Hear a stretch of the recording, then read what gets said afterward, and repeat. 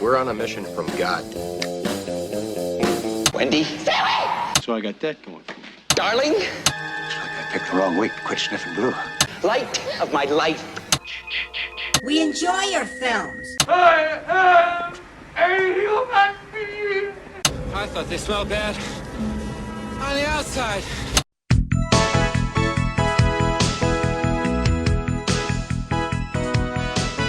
Welcome to Vintage Video, where we're rewatching the 80s so you don't have to. We'll be reviewing every major film release of the 1980s in real time, overanalyzing what you've seen and spoiling what you haven't. I'm Patrick O'Reilly. I'm Jesse Bayless. And I'm Richard Wells. And today marks the 40th anniversary of the release of The Little Dragons, a.k.a. Karate Kids USA, a.k.a. Dragons, a.k.a. Karate Kids, on July 18th, 1980. Why did it have so many names?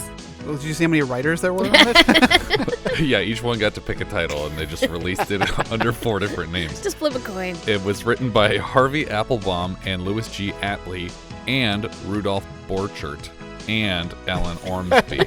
But the first two, it's an ampersand, so they wrote it together. Right. Rudolph Borchert rewrote it. Alan Ormsby rewrote it again. It was directed by Curtis Hanson and released by Aurora Film Corporation, you know, that huge distributor that we all know. This shouldn't have been on the list. But I argued for it not hold on, to be. But it is on the list because it came out in 1980. Yeah. Curtis Hanson is a known entity. Okay. And we also have Joe Spinell in here, and I felt bad leaving out any of Joe Spinell for the year. But were we able to confirm that it actually had a theatrical release? I was able to confirm next to nothing beyond what I've said so far. I could not find any making of information for this film whatsoever. I mean, it looks like direct-to-video quality film. I wouldn't even call it that. I think that's generous. Made for TV. Yeah, I feel like... I mean, it felt like a Disney movie special of the week. It did, Apple definitely. Dumpling Gang kind But of. this is... The weird thing, though, is that this is actually before the karate craze. So that's why... This probably started it. I'm sure this inspired definitely, everything. For sure. Yeah. But the reason that they re-released it as Karate Kids USA was to trick people into seeing this after the movie Karate Kid had made a bunch of money. They were like, oh, well, let's put this back out there. But Karate Kid was years later. Right. And the production value is not comparable at all. But like, I don't even understand the logic behind it. I guess they do it all the time. Video, but But I'm trying to understand. Like nowadays, I sort of get the logic behind it. Like when people are looking through a streaming service and they stumble upon the wrong thing, it's the or same they thing make a before suggestion. a video store. But okay, so it was the assumption that in the video store you would get confused. Yeah, you go, or you're at the shelf and you're like, oh, Karate Kids rented out. Oh, but Karate Kids USA is here. So they specifically title it that, so alphabetically it would be right next to the other movie. It. It's that and then phone you go, book trick. well, let's get this. It's probably the same. Maybe this is the sequel that I didn't hear about yet. And then you rent it and you're disappointed and you bring it back. And then you yell at your grandparents. Yeah. This isn't the one I wanted, Grandma. And then you go back to the store and you yell at me or Richard who rented it to you and didn't warn you. Didn't warn you. We start the film with a kid named Woody, and he's late to his karate lesson. But his brother was on time, so I'm not sure how that happened. It seems like they don't have parents and they live on the streets. Yeah, and occasionally their grandpa takes them on a trip. Movie, right? No, yeah, no parents, and the grandfather only occasionally shows up or leaves without them. Yeah, the instructor gives Woody the stink eye when he comes in, and he's walking around very harshly correcting the form of his classmates. The instructor allows Woody to join the class after performing some perfunctory push-ups. An older gentleman enters the dojo and waves to Woody. This is their grandfather, JJ. Woody is bad at karate and runs full speed into a punching bag after his friends kick it, clearly showing what you're supposed to do. I like that one of his friends says, I thought you were going fishing with your grandfather this weekend. I was like, who the heck was that? Yeah. They decided later what this person was going to be saying. We call him exposition. Yeah. It was like he's being taken over by a demon. Yeah, it really did sound like that. At the end of their lesson, the instructor asks who will be going to the upcoming demonstration. And when Woody raises his hand with everyone else, I have his friend whispers in an adult's voice. Thought you guys are going fishing with your grandfather. We are. Our lake's right by the retreat, he says. The instructor gives them his concluding speech about knowing and touching the face of darkness to make it light, whatever that means. I get the impression that he says this at the end of every lesson. Outside the class, Grandpa JJ walks the kids to his motorhome, which looks more like a long ice cream truck. Yeah. I was thinking the exact same thing. I'm like, it's either ice cream or fish tacos coming out of this thing. Yeah, that's true. It could be a food truck. This is pre-food truck, though. Somehow they've never seen this vehicle, but he claims to have had it a while. He likes it so much that he finally just sold his house so he can live in this. That's living the dream, though. Yeah, man. Totally. I mean, just it's before the tiny house craze too. Yeah. Like he's on top of it. Yeah. Well, he's on top of a lot of cultural waves, I would say. While he drives, the kids ask if fishing and retirement in general is boring, and he seems to enjoy it. Suddenly, a huge, newer motorhome honks while passing them on the road. The kids are very impressed by this equally boring motorhome, though. From the outside, it doesn't look as cool as JJ's motorhome. Woody says, "It's that hot! Way to travel, baby! Way to travel!" all of Woody's like one-liners are really forced. Yeah, definitely. It just seems like they just gave him the line to read right then and there. Exactly. And the director gave him the line read and everything too. He's like, say it like this. Say with my exact intonation these words. And then they recorded it. The older brother, Zack, apologizes on Woody's behalf for his excitement. Grandpa isn't offended, though, and refers to his own RV as a precursor to the nicer one. In the other RV, a daughter asks how much longer, and her mother chastises the father driving for having taken a wrong turn. He asks them to get him a Perrier from the fridge. The daughter drops it in her father's lap, and instead of picking up the still spilling bottle of Perrier, Mom reaches under him to soak up the water with the map that they were using. I like when the girl grabs the Perrier out of the fridge and is handing it to the dad. She's like, Your daddy, I didn't shake it this time. why would you have ever it seems shaken like they're it? just both torturing him for this entire trip. And she says, "I'm sorry." It's like, he apologizes to her dad. It's like, Don't try to reason with your father, Carol. it's just like, What is your problem? Well, she there's obviously seems some awful. underlying Yeah. things happening here. She's trying to soak up this water with the map that they should be using to figure out where they're going. Maps aren't particularly absorbent. When they basically drive off of a cliff, but it's just they tilted the camera at an angle and then drove near a tree Yeah. to make it look like they hit a tree. I actually had to back this scene up like 2 or 3 times. I'm like, wait, are they implying that they hit the tree? Because it so clearly looked like they didn't hit the tree. Yeah. But I'm like, I'm not sure if they meant us to believe they did. I don't know. It's open to interpretation. This is an art film, basically. The dad sounds like Walter Matthau, though, driving this truck, at least in the very beginning. When he's complaining about the map, it's great. It sounds exactly like him. But the mom is continuing to give him shit about not being a better driver while people are just surprisingly dumping shit in his lap while he's steering the car. He tells his wife that he's entitled to a little more consideration. I just think I'm entitled to a little more consideration, that's all. And then the daughter repeats this line later to their dog. We also heard this line in the movie Night of the Juggler, when the detective tried to leave the rich people's apartment in the middle of a kidnapping investigation. I think I'm entitled to some consideration. Seems like a weird way to phrase that. I mean, maybe it was a 1980 thing. It's just a privilege phrase. It's something that rich people say to everyone. It's kind of like it's the male version of "Can I see your manager?" Those are the two different things. Because if a dude ever said that, that would Yeah. be wrong. Yeah, because they don't say that. They just say, "You're fired. I am the boss of every employee I speak with." The daughter steps out of the RV to go on a short walk with the dog, Rufus, and loses it immediately. When she calls out to him in the woods, we suddenly the see... dog. No, She's just having a she total just goes breakdown in the fucking nuts. woods. No, the dog ran away. Because it turns out that dogs don't know everywhere. So if you just let them out of your truck in the wilderness, they might wander into it. She calls out to him in the woods, and we suddenly see a pair of legs up on a ledge behind her, and she slowly turns around to see a scary man growling at her like a maniac. This is our Joe Spinell character for the day. He's, I think it's like his 5th one for the year. The creepy guy, who we will come to know later as Yancey, runs up to his ma and brother. They might actually be saying Laurel, though. You don't know. Is that audio recording that is either man. Yancey or Laurel? That's it. Maybe that clip is from this movie.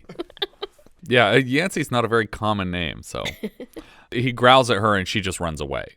He doesn't stay with her or chase her or anything.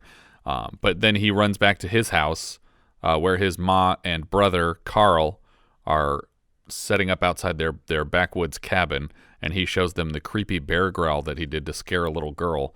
And Ma asks, "What little girl?" And he says, Some big old shiny bus up on the roadways, that's where she ran off to. and she sends Carl to go see what the story is with this shiny bus, and reminds Yancey not to scare the hell out of people for no reason, because she's a nice person and wouldn't condone that kind of behavior. Right.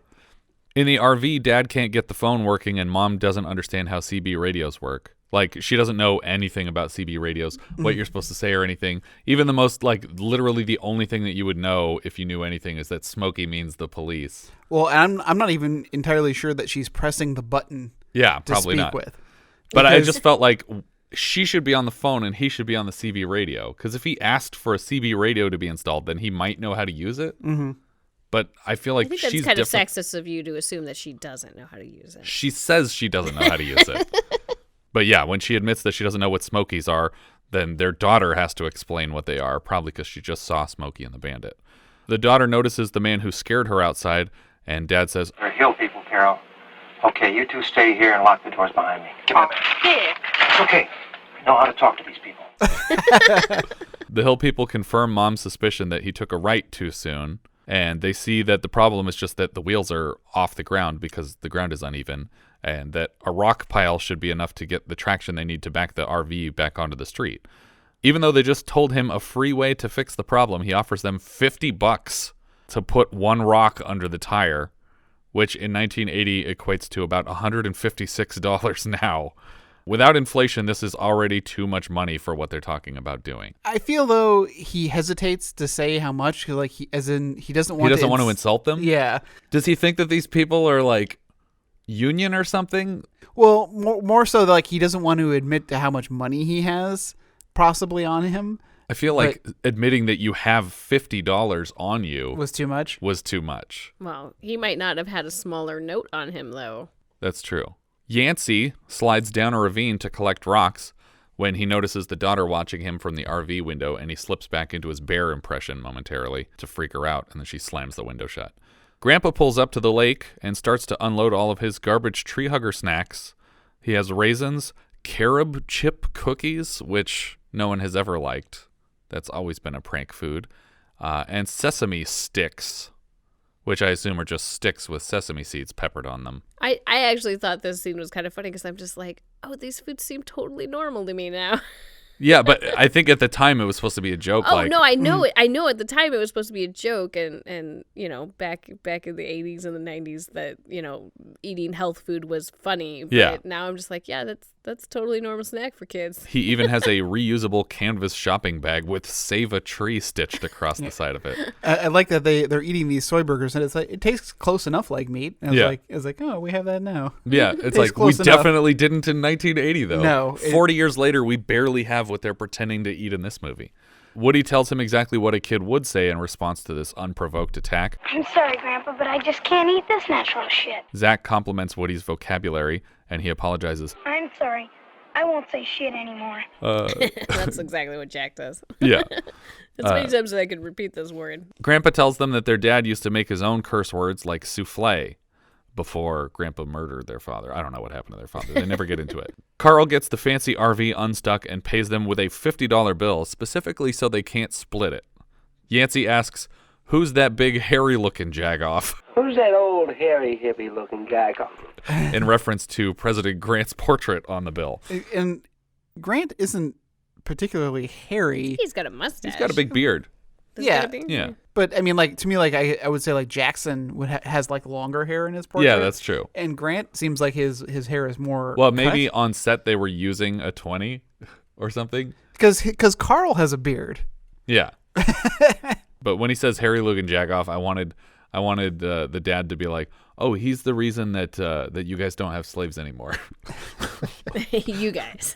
Yeah. You specifically. The two of you.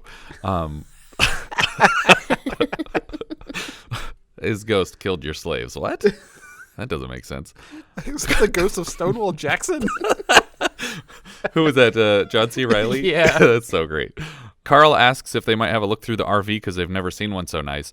And the father is so flattered here that he lets these scary men onto the RV with the daughter who they traumatized mere moments ago. He tells them exactly to the penny what he paid for this trailer for some reason.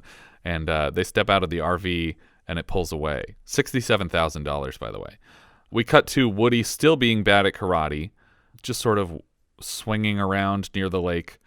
Zack and Woody are carrying firewood when suddenly a gang of bikers blow down the path next to them. One of them is knocked off the path and nearly collides with the kids, but they jump out of the way at the last second. And Woody calls him a souffle. And then we watch the biker loop back around to poke fun at their pajamas because apparently they didn't bring any clothes on this trip and will permanently stay in their uniforms from the karate lesson. But he tells them that they haven't seen the last of him. Because nobody called me souffle and lived to tell about it. Back at the campsite, Zack and Gramps are pretending to enjoy soy burgers and coaxing Woody to try his. Gramps is being very passive-aggressive with the diet he's forcing on these children.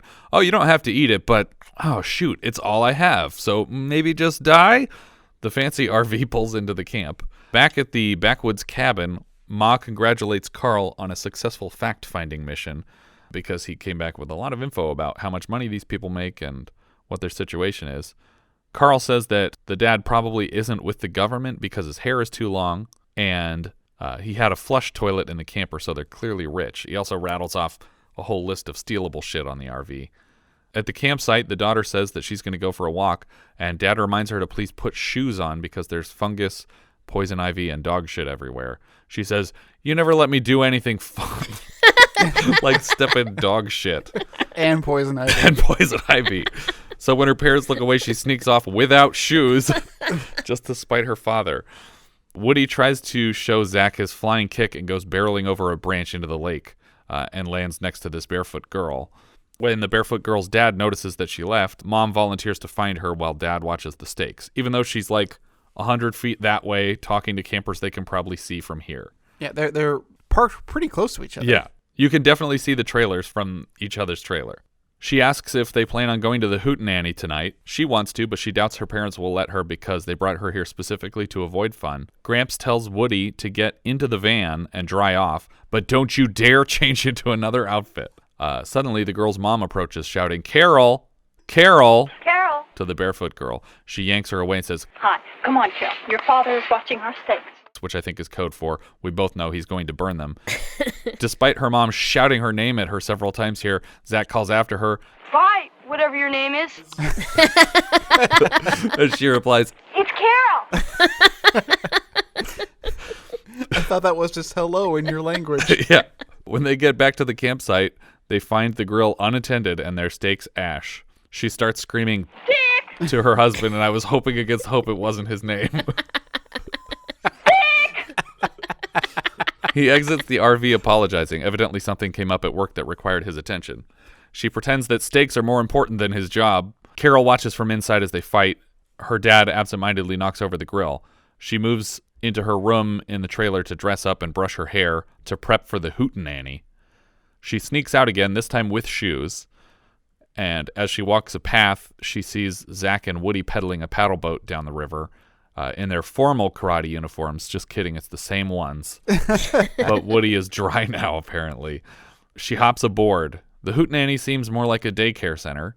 A guy is leading the crowd in a group rendition of My Darling Clementine, and he holds the mic up to the faces of a few singers to offer commentary. I'm pretty sure he just told the first woman no, like he didn't like her singing. But eventually he gets around to JJ, who like sings some lyrics. I didn't think he was going to be here when the third seat on the paddle boat was empty earlier, but I guess they just made Grandpa walk so they could hit on chicks on the way here. The guy leading the song is particularly impressed by Carol's mediocre singing and invites her on stage to sing with him. Carol's parents enter right as she starts her solo. Well, and apparently dogs aren't allowed on stage. Yes. So she leaves that with the boys. But her parents are blown away by their daughter's talent. Zack seems transfixed on her, he kind of looks like a blonde preteen Dave Franco here a little bit. When she rejoins the boys, she asks if they know where her dog went, the one she left with them. And Woody says, No, did you lose him? No, I was invited on stage. You guys lost him. They offer to help her find it, and all three leave together. I love this exchange because Zack goes, Better go look for him. I'll go with you. Sure, if you want to. I'll go too. All right. Yeah. Carol's parents, who only just now realize their daughter is a person, forget again immediately when they're invited by the man on stage to participate in the hokey pokey. The hokey pokey seems supernaturally appealing when even a couple sharing a joint outside are lured in by its siren song. They play little part in the rest of the film, though. It's weird that we have a specific shot. I mean, there are a couple more scenes, but it's a weird subplot to have these stoner characters just obsessed with the hokey pokey. The kids split up and start calling for Rufus in the woods. It sounds like the boys are saying Roof us, which, though it is spelled that way, is usually pronounced Rufus. Carol steps into her fancy trailer and finds Rufus whimpering in the back. Suddenly, Yancey flushes the toilet on board and smiles a twisted smile at her through a crack in the door.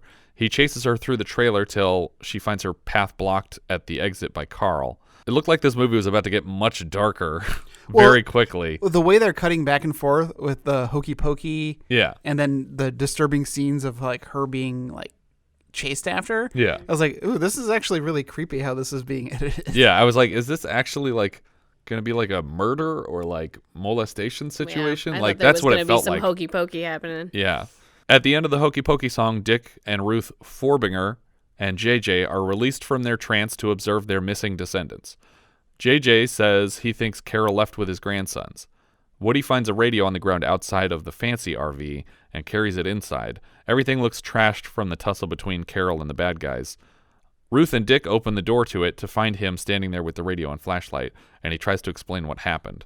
He offers to lead everyone in the direction that Zack was looking for Rufus, in case that's helpful. Zack finds Carol bound and gagged in the woods, but just as he reaches her, Yancey knocks him out cold with a right cross, and then he picks up the girl, and Carl whips out a big knife to slit the throat of the unconscious child. Zack comes to and kicks the knife out of his hand before running away. Carl sneaks up where Zack was hiding, behind a log, and Zack leaves just before Carl pops up over the side of it and stabs his knife into the wood. Back with the parents and grandparent, Dick tells JJ that his grandson is responsible for this, and he'll be charged accordingly because it's your grandson's fault that my daughter is missing. Apparently, the trailer being in disarray wasn't proof enough that the daughter was taken, though, because he's still only threatening to call the police, something that he should have done instantly. There should already be an Amber Alert out, even. Like, what if they just put her in a car and drove away? JJ seems disappointed that Dick is considering bringing in the authorities. The only possible explanation for that is that in the back of his head, he's considering that maybe Zack did murder this girl. They split up, which I feel like I wouldn't do if I actually thought these people were responsible for my daughter's disappearance. Zack follows Yancey and Carl to the entrance of a mine, and he watches them lay her down against some rocks. They use a board as a bridge to get across a big hole in the mine, and then pull the board back so they strand her there on this ledge that she can't get. There's like a big pit blocking her way so she can't get out of the hole. The bad guys keep the dog in a potato sack. They tell Mama everything they've done, and clearly they intend to ransom the girl, but Mama says that what they did is felony FBI stuff, and they tell her they were going to use the ransom money to buy her tickets to Wayne Newton, so she's suddenly back on board with the plan. The first cop on the scene is a rookie kid. On account of the sheriff's heartburn, they sent Lester over. The officer is overwhelmed by the details of the case and phones the sheriff anyway. Now listen, I'm up to the short hairs here. You think you can come over and give me a hand? Thanks, Dad. Zack, who waited outside the mine, eventually moves in. He takes a bat to the face at the cave's entrance. An animal bat, not a baseball bat. And Carol can hear him shout and tries to call to him. She's trying to call to him, but he's not responding. So I guess he just hit the bat and was like, fuck this, and turned around and left. Yeah. Or she's really maybe deep inside the cave. Maybe, but she hears him scream. So if his voice carried to her, you would expect the reverse. Right. She starts singing Clementine again, and he does not respond. Carl and Ma are chopping up Yancey's Archie comics to compose a ransom note, and he's pretty upset about it. They plan to include a flower that Yancey pulled out of the girl's hair as proof that they have her with the note, and they'll use the dog to deliver it. Like the symbolism of being deflowered here. Oh, God. Well, but like also, how we is deflowered your daughter. How is that unique to her? It's a flower she probably found in those woods. Oh, no, it was on a band. It was like a band. Oh, it was like a manufactured thing. Yeah. Oh, okay. Well, but either way. But still, it's not unique to her. Right, but when you're doing a ransom, you need... Proof of life? Yeah, you need to prove that they're alive, right. Not just that you have them. And the cops never even ask for any proof of life. I guess they don't really have any way to contact the killers at all. It's a one-way communication. I guess anytime they need to send another message, they just have to kidnap the dog again. But they put all the stuff in a bag and attach it to the dog to deliver the note. The sheriff shows up at the Hootenanny building, and he says they can't do much until morning, but he'll get some men from the forestry and fish and game services on the case. And he says they'll probably find her in the morning. It's no problem. He also advises them to never eat chili out of a dented can. Not sure what difference a dent would make. Botulism. What is that? The sheriff says that if he knows anything with absolute certainty, it's that these kids are in absolutely no danger. Before the parents even leave the room, the rookie Lester says, "I'll bet you dimes to donuts those kids aren't missing at all." But they are missing. Even if, as the sheriff suspects, they're just playing grab ass, the fact that they are not here with their parents means they are missing. Yeah. Another angle reveals that not only were Carol's folks in the room when they said it, but JJ and Woody are still sitting at the table with them when the police suggested that his own grandson was the kidnapper. JJ calls him a souffle, and they head out. The bad guys send the dog with the ransom note. After more searching, Carol's parents and JJ settle down for the night. Dick steps outside the trailer just as Carl is trying to coax the dog in its direction. Suddenly, Yancey is pounding on the horn to call Carl back, but Dick somehow doesn't notice this car honking or the man standing there at all, and he finds the note on Rufus. He calls the sheriff back to confirm that this is a kidnapping and now a ransom situation. JJ goes to knock on the Forbinger's trailer when he hears a siren approaching. Zack finally returns and throws open the door to JJ's trailer and asks Woody where he went. Apparently, Woody was sleeping outside and has no idea where Grandpa went. The sheriff looks over the ransom note and assumes bizarrely that it's a joke. Quick reveal here for the first time that the rookie is actually the son of the sheriff, because he says, I called the FBI myself and swore to God they're on their way. I called the FBI and swore they're on their way? You swore that to them? You guys are on your way here, I'm telling you. And then he says, didn't I, Dad? He actually calls him Dad earlier when he calls them. Did he? Okay, yeah, I when he missed says, that. he's like, I'm really overwhelmed here. All right, thanks, Dad. Okay. But JJ's very happy to learn that the FBI are on the way because when he got tired of not looking for one grandson, he abandoned the other one in a sleeping bag outside, and now he's gone too. Back at the shack, Ma says they need a diversion so they can collect the ransom money without getting caught. The FBI arrive very quickly, like the same night, and start taking testimony from everybody. And Zack is leading Woody back to the mine so that they can find the girl. The FBI read the ransom note, and the ransom note asks for $35,000 to be left at Bingham's Point at 3 p.m. JJ is confused why they didn't mention Zack in the note, because at the time it was written, all they had was the girl. Mm-hmm. Also, the FBI immediately says, "Can you get me $35,000?" Yeah. It was like, really? The FBI asks the Forbingers, Can you two have the $25,000 here by this afternoon? why does the FBI need to borrow $35,000? Just borrow it from like a local bank or use forged money, unless your plan is to let them actually take it. I don't know why you would need the money from them. A car drives down a road past two construction workers, and one of them says, Here comes the candy. into a radio. Presumably this is way too obvious code for the ransom money is in this car, and the two construction workers are undercover lookouts. Back in the cave, Zack and Woody remake the wood bridge. Before, it held the weight of Joe Spinell and this girl, but now it's buckling under the weight of just Zack, who is inexplicably crossing first towards where Carol is trapped. I was like, just have her go across. Yeah. Why do you need to meet in the middle? It's not necessary. And also, there's like 10 huge boards at the mouth of this cave. And a giant piece of sheet metal. Yeah. They should be using that in place of this one fence panel. This is why STEM is so important. We need to help kids understand engineering skills. What are these kids going to do with their art history degrees at 10 years old? Less karate, more science. Yeah. Zack slowly backs up before the board collapses into the pit. Zack walks past a huge pile of wood to get help and leaves his kid brother with Carol. Zack takes the flashlight because apparently this mine has enough natural light for them to see. Right. And Zack can't see outside in the daytime. One of the FBI agents is now handcuffed to a briefcase with way more than $25,000 in it, or $35,000. Because like $35,000 would be like a stack of bills. Yeah. Well, like a small stack of bills. So these are all together. 20s, but they're bundled into like large stacks of 20s.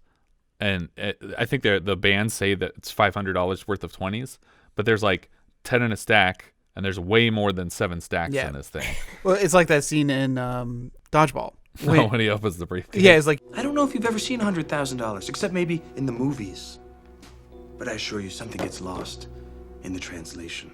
he opens it up and there's just 2 little stacks of bills, and it's like, wow. The briefcase doesn't appear to lock, though, which kind of defeats the purpose of handcuffing anyone to it. Because you could just open it and take the money out. Yeah. They get a call that Zack has been spotted on his way back to the camp, or at least a kid in a karate uniform. In the mine, Woody is teaching Carol to do karate yelps.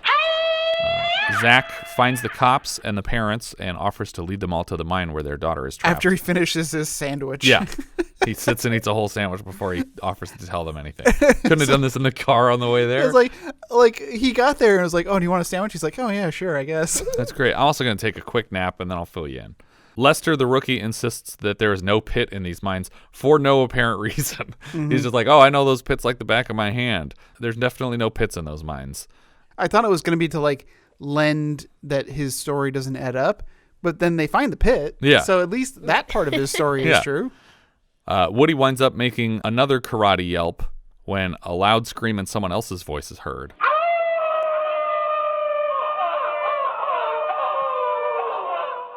Are they really called yelps? I feel like... I Googled it, and they're not called that. I was going to say, there's going to be some karate listeners that are going to be like, they're not yelps. But you know what I'm saying when I say karate yelp, listener. Even if you haven't seen this movie, you know what a karate yelp is. It's where you review karate studios. Yeah. That's perfect. She asks how he did that with his voice, and he says he didn't before Yancey takes credit. He says, that's my wolf howl. How'd you like it? Carl shows up also, and they gag both kids and carry them away just as the cops are showing up with Zack. The bad guys sneak out of a back passage, and Carol kicks off a shoe to leave a trail. When the cops see that Carol and Woody are not on the ledge around the pit anymore, they assume that Zack is bullshitting them and demand he stay out of this investigation. JJ waits until all the law enforcement people are gone to suggest checking any more of the cave than just this entrance. At the shack, Mom wonders aloud how upset she would have been if someone had kidnapped her kids, and Carl relieves her by pointing out how all their lives would have been better. Yancey wouldn't have ended up in a state hospital, Carl could have avoided prison, and Dad wouldn't have left. She changes her tune and now thinks that they might be doing these parents a favor, forgetting for a moment how ransoms work, and that the plan isn't to keep these kids, unless the new plan is to murder them? The new plan is to murder them. It seems like they've already made that decision, yes. Woody and Carol untie each other in the shack next to a pile of televisions. I mean, isn't it kind of weird that within the ransom agreement there was no indication of any exchange? How the kids would get turned in? Yeah. Yeah. Because they're just like, oh, wait, we're going to give you the money, and then what? Nothing. Then you get another note, and you give us more money. Give a mouse a cookie. He'll ask for $35,000. The FBI explains that they have placed a small radio transponder in the briefcase to track the kidnapper's movements. Dick demands to make the handoff himself, and I really wanted this to be because he secretly planned to steal the money and leave his family forgetting that the cash was his to begin with. JJ has used fishing line to make a trail through the cave so that they don't get lost, and he ran out of line right when they find the shoe that Carol had kicked off. And it's near another passage, so they climb out of a second exit to the cave, and from the exit of this cave, you can see their backwoods shack. It's right there. It really bothers me that the FBI didn't believe him when he brought them down to the cave. He's the only witness to the crime. He's the only witness. Why would he make it up? Because they have received a ransom already. And his brother has been taken, too. His brother's been taken. And, their excuse was, what, did they, leave before we got here? And the answer is, yeah, they did. Said, what did they do, fly out of here? And it's like, I don't understand that reference. There's so much cave that you guys didn't check. They could be in here right now. But, also, the time between when I brought you down here and they were in here. Yeah, it was night when I left. They could have just walked out of the front of the cave without you seeing them. Yeah, it's very weird. Ma's doing a checklist at the shack. They have masks, dynamite, shotguns, and kids are the things they need before they can leave. Yancey and Carl drive away to do their part, which is to activate a diversion and collect the money. JJ and Zack assume that Carol and Woody are in the house, which they've now snuck up right alongside. So they're hiding behind a little ledge. Yeah, it's like a dry riverbed or something. Yeah, and they're watching the house, and they're like, I bet that they took the kids and they're inside that shack right now. JJ sends Zack back to the campgrounds to find the police again. Do you know where you are? Yeah. Because we just came out of a cave somewhere else. Yeah. Well, I assume that he would just backtrack the exact path. He would go back into the cave, find the fishing line, back out of the entrance, and do whatever he did to get there in the first place. So Zack, I like that Zack gives him a little grief about, like, he's like, are you serious? And he's like, yeah, what's the problem? He's like, nothing. I'm just getting a lot of exercise today because this poor kid has had to go back and forth to the campsite so many times. He's like, the cops think I'm a lying sack of shit. Why are they going to believe anything that we say? And he's like, here, give them this shoe. That's proof. And it's like, if they don't believe anything I've said so far, they're not going to care that I have the shoe of the girl they think I murdered. Like, what difference is that going to make? Here's the proof I didn't kill her. Her shoe. I found her head. There's the proof I didn't kill her. What? Where did you find it? It's in my van. The cops set up all their surveillance equipment, and Yancey heads to Bingham Point while Carl plants the diversion. Zack runs up to the guy with the joint from the Hokey Pokey earlier and asks if he knows where the FBI went. And the guy ditches his second joint and just keeps asking him, what are you talking about, FBI? What about FBI? And he's like, okay, never mind. I'm not going to get anything out of you. Zack finds JJ's ice cream truck and practices driving for the first time. He backs over a tent and then he rips it completely off of a camper. Luckily, he didn't just vehicularly manslaughter this guy. Yeah. It looks like the FBI eventually trusted Dick with his own money because now he's holding the briefcase walking through the woods. We cut inside the surveillance van, beeping and whirring very loudly enough to hear from outside. And then the first FBI guy notices that the briefcase is already moving, and he runs outside to the second FBI guy. And it seems like they're implying that Dick just snuck off with the money. Yeah. That was handcuffed to the agent earlier. And I don't really understand what's happening here. Like, why does he want to steal it to go up there on his own? Like, what's his plan? And why did these FBI agents leave $35,000 in an unattended briefcase? Well, and was the agent talking to the wife? Because he's talking to a woman. And like, is that the mom? I think so. I thought the agent was chatting up the mom. Okay. So, and maybe she was supposed to be a diversion so that the dad could steal the money back to give it to the guy. But why did he want to do that? Yeah. I mean, I know he told them he wanted to do that, but why? Yeah, why would he want to? Well, just because it's his money and it's his kid. But along the same lines, like when he said, when can you get the $35,000 here? He would just be like, you know what? I'm going to have them send it in a briefcase, and then I don't have to ask you to let me carry the briefcase to the kidnappers because it's my fucking money, and this is America, and I'm allowed to carry my money wherever I want to. America. Dick brings the money to Bingham Point just as Zack is driving out of the campsite. Zack is blocked by the entire biker gang from earlier. Souffle yanks him out of the driver's seat and drags him to see the rest of them, and he calls Zack Mr. Pajamas, but the YouTube subtitles here read Mr. Butt Job, which threw me off at first. These are obviously automated subtitles. It made me laugh. I was like, what did he say? We got to back this up. I told you the best part of watching these movies on YouTube was the automated captions. There's some fun stuff in there. We get a lot of footage of... I wanted to play a game where I tell you what YouTube said and you try and tell me which line from the movie it was, but I didn't have a lot of time to do that. We get a lot of footage of meaningless monitors in the surveillance van. I'm pretty sure they're all displaying audio graphs anyway. None of these look like a map with like a blinking dot to indicate where the money is. Well, I think the one has like a series of bars that are moving left or right. Yeah. And I guess the implication is that when they're moving to the right, the transmitter is moving away, and when they're moving to the left, it's coming back towards them. Super not useful. Well, if that is true, there should also have been a monitor with a map showing a dot moving on it that was tracking based on the other monitors. I mean, if this is the only surveillance van, that radio transmitter, it's only going to tell you if it's coming away, getting closer, or going further away. Yeah. That's literally, you can't show where it is on a map without at least having multiple locations being monitoring. That's true. The you have same to signal. triangulate. Yeah. Dick moves through the trees with the briefcase when he is surprised and knocked out by Yancey. Yancey runs off with the money, and back in the surveillance van, the agents make a note that the money's on the move again. But hasn't it been this whole time? How can you tell the difference between Dick carrying the money and Yancey carrying the money? Nevertheless, they call in the handoff like it's official to the FBI, which it technically is, but there's no way they could have known that because it would have looked the same to them as if he stopped again to look around. He sat down for a minute. Like he's already done a couple times while we've been watching. He's been pushed off the mountain with the briefcase, and he's falling down it right now. Right now, the money's been handed off, and it's tumbling very quickly towards that bloody mess over there. The bikers are laughing off Zack's story about kidnappers and the FBI until he does a few high kicks to prove that it's all true. Suddenly, they offer him a ride. And as Yancey and Carl drive away with the money, a bomb goes off on the hill. And Yancey moves the money from this briefcase to a potato sack as a second bomb goes off, scaring the agents into waiting longer before checking where the handoff happened. I was so confused about this plan in general that it was like, well, we need a diversion for the handoff. It's like the diversion was after you get the money, you're going to blow up a bomb while you run away. Yeah.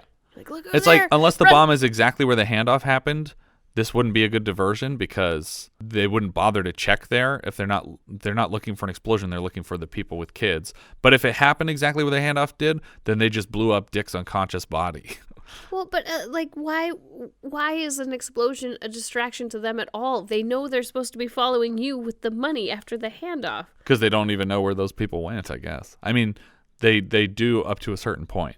But now they're moving all the money out of the briefcase into a bag, and the stoner couple are still singing the Hokey Pokey as they drive away from this the lake campsite.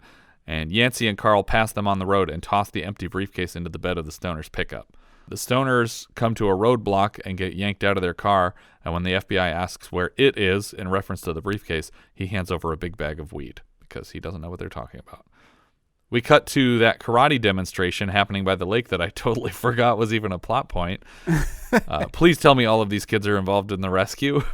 The bikes roll through the presentation and kind of interrupt what's going on, but the instructor in charge of the demonstration says that part of karate is focus and that you need to pay attention to me and ignore all these bikes.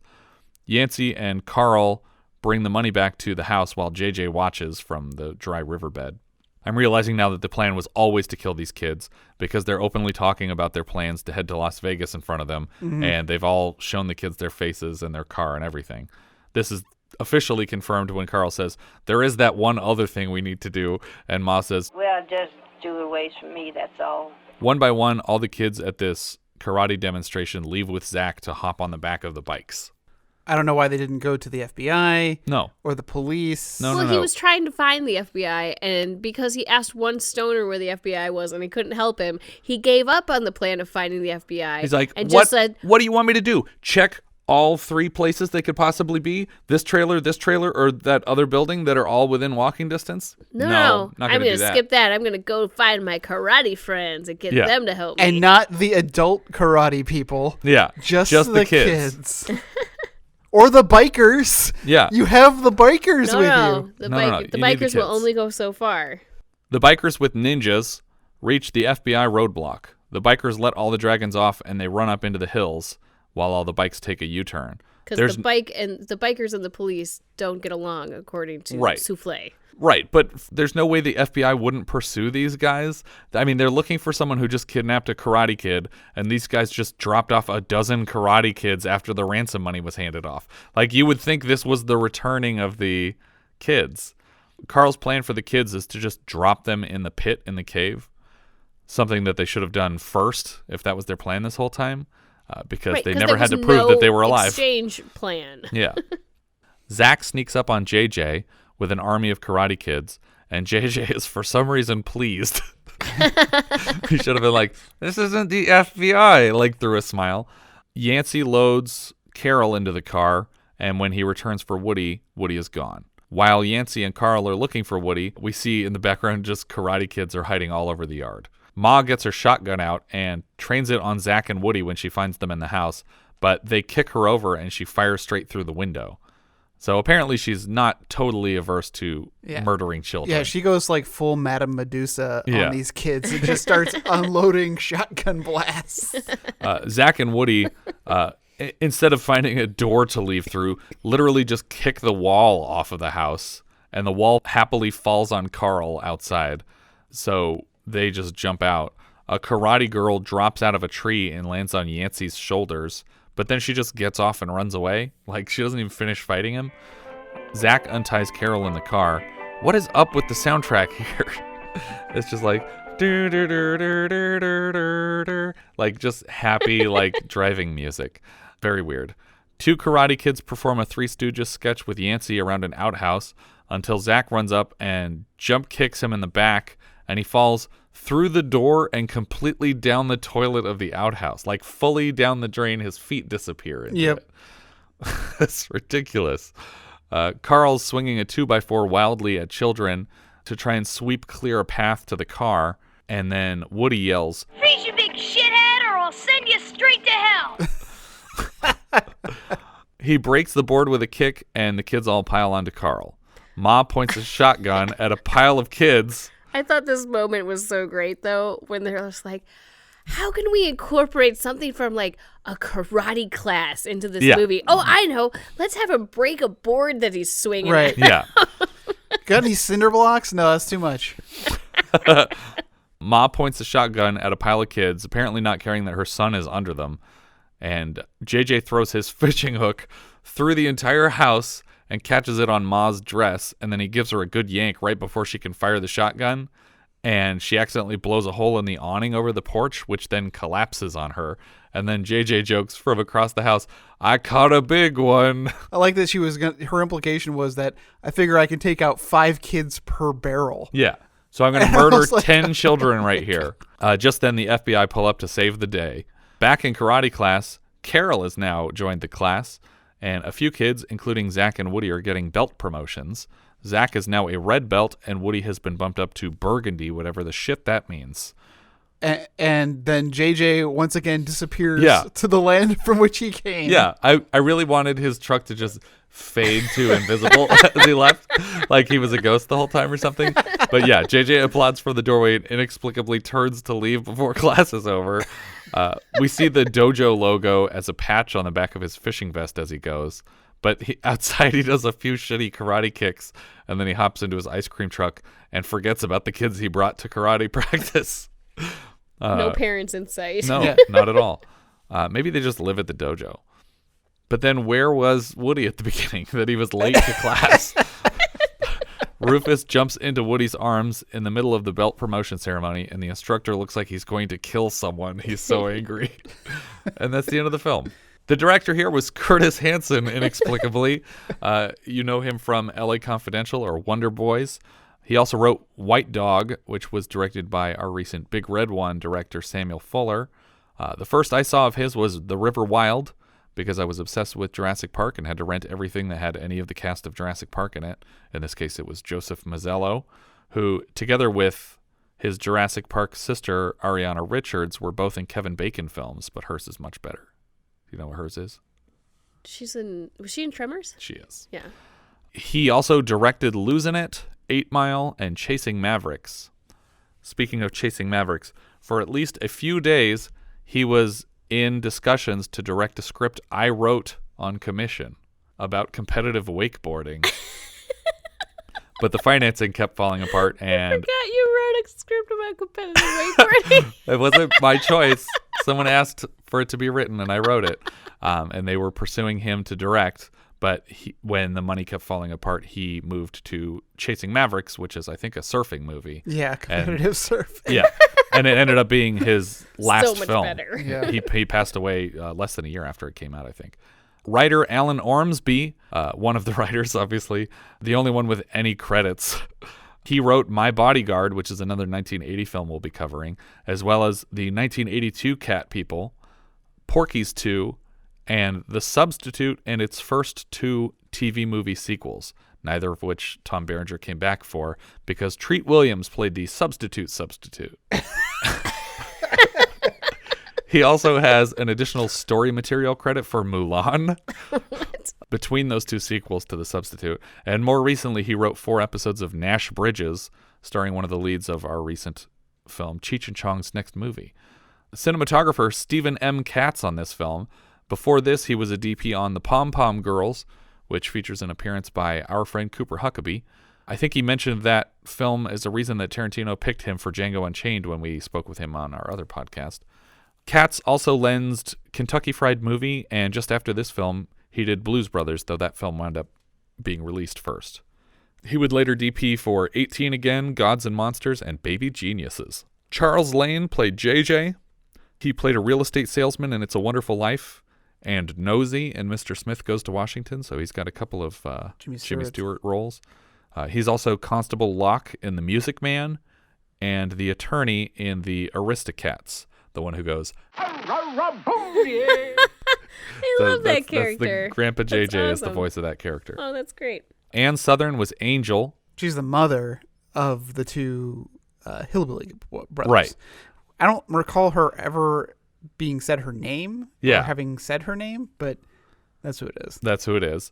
She plays Rita Phipps in A Letter to Three Wives, and she's also the voice of the car on My Mother the Car. Chris Petersen played Zack. His only other credit worth mentioning, I think, is Hal in The Swarm, the Killer Bee movie that we bring up as often as we can. And Pat Petersen, his real-life brother, was playing Woody, his karate brother. Joey, the kid who stole his mom's kitchen knife to kill a 30-foot alligator in Alligator. That was Woody. Oh, really? Yeah. That was the same kid? Yep. Joe Spinell was Yancey, who we've already had this year as a rapist cop in Cruising, Lieutenant Spinell in The Ninth Configuration, Floyd in Brubaker, Squeeze-It Henderson's absentee father in The Forbidden Zone.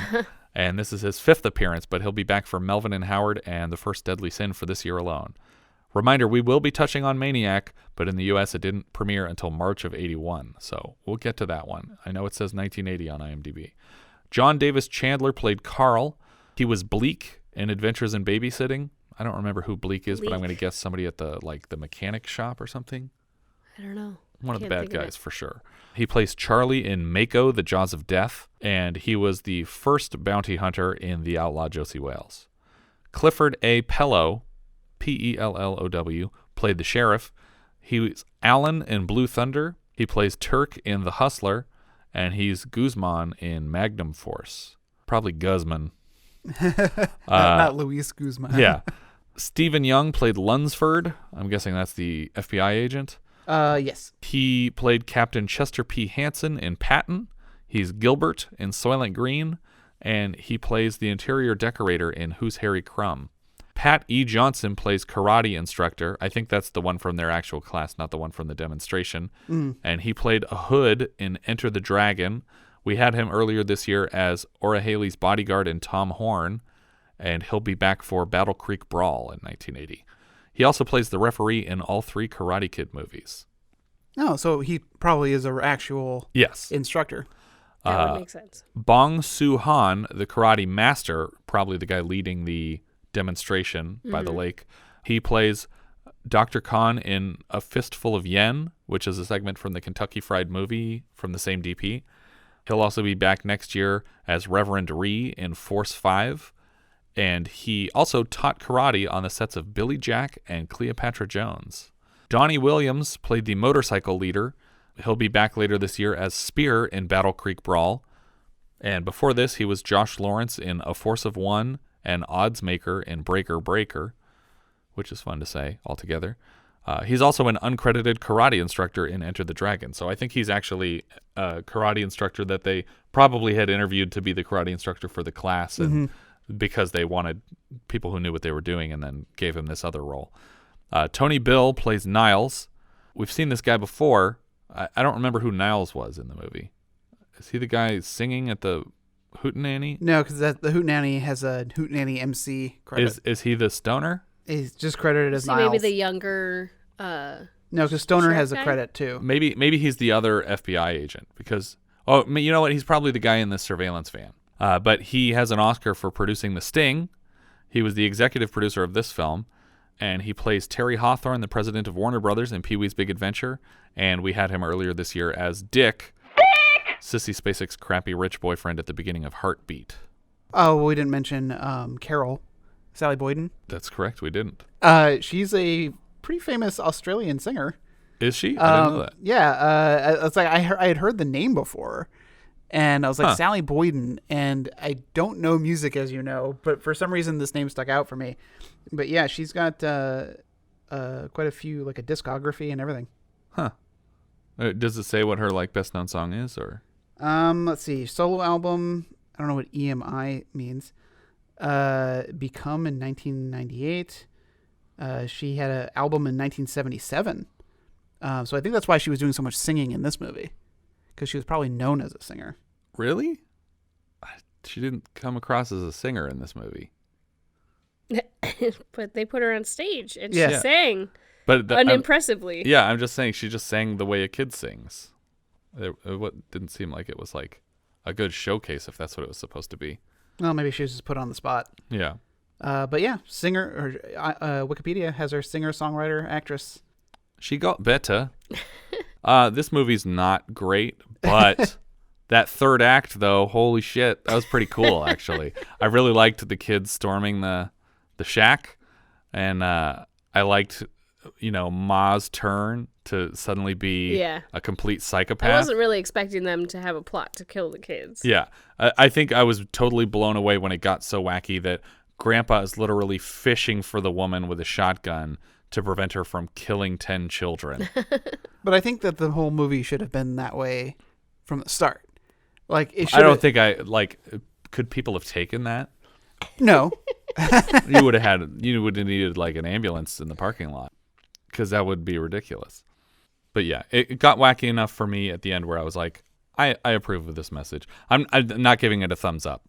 It's not that worth seeing unless you're like you're big on. No. There's no unless you're there's no. No, there is if you're a Curtis Hanson fan, which those people exist.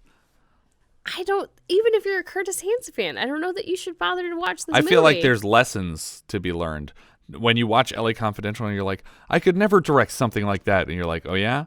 Watch Karate Kids USA, a.k.a. The Little Dragons, a.k.a. Dragons, a.k.a. Karate Kids. And you'll realize how far you can come over the course of a couple decades. Yeah, you can get to the point where you're directing LA Confidential. But watch this movie and tell me that you couldn't have directed it, and I won't believe you. Spent like 10,000 hours on this movie because it got a lot better after this. Yeah. Well, I mean, it was almost 20 years before LA Confidential came out, and that was like his big breakaway hit. I mean, he had stuff along the way, like I said, The River Wild, but even that's not great. I mean, I didn't hate it, but that's because I was biased in favor of Joseph Mazzello films at the time. What do we think, Jess? Up or down on this one? Well, it's a down. Yeah, me too. Richard? Yeah, it's gonna be a down for me. Yeah. I'm debating on how far down I want to put it on my list. I think it's number 1. Well, it's funny to me because you're just saying that you needed to put Honeysuckle Rose into your list in order to be complete. You're like, this will be nowhere near yet. It's actually pretty near that for me. Oh, yeah? Well, I put Honeysuckle Rose pretty low, but it's going to be 2 below that one for me. It is below The Happy Hooker Goes to Hollywood, but above Effects, which is, let's see, 12 from the bottom. 12 from the bottom. What do you think on your list?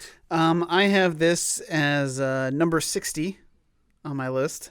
Of 84. So that's of 84. It comes right after Rough Cut, but just before Holy Moses. Okay. It's a little higher than I expected. Is this better or worse than Honeysuckle Rose? See, that's what I was saying. Question. It's actually pretty close to Honeysuckle Rose. I think it goes under. For me, this is going right under Honeysuckle Rose. Well, it definitely goes under because Honeysuckle Rose at least had Willie Nelson music. Okay. Yeah. It's going under Honeysuckle Rose and above Fatso for me, which is pretty low. I think it's lower than you had it, Richard. I'm trying to find out where it is, but I don't. 7, 8. So that's 68th place for me. That's where that goes.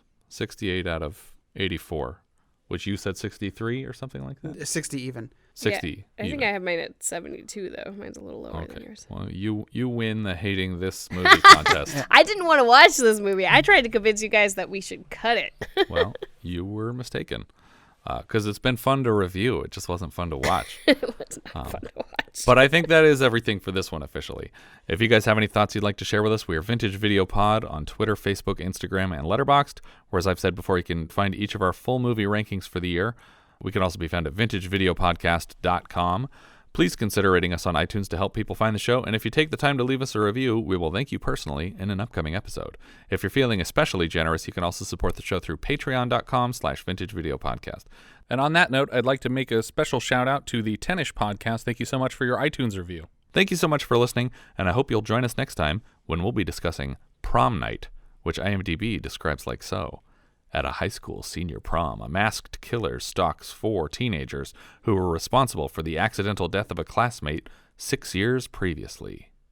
We leave you now with a trailer for Prom Night.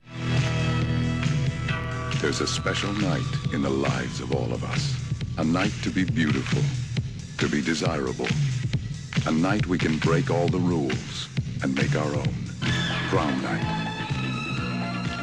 Everyone at Hamilton High is getting ready for prom night.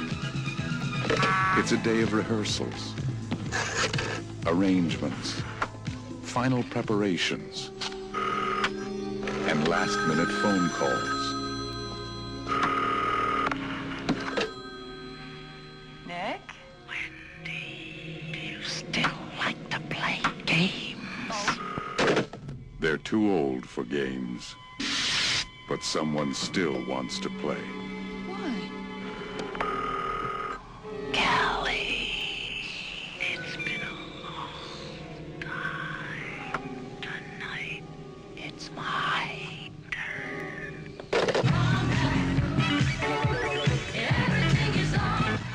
Tonight, someone has come to the prom alone. Someone who watches in the silent corridors. Callie. Help! Someone who waits until no one can help. Prom night. If you're not back by midnight, you won't be coming home.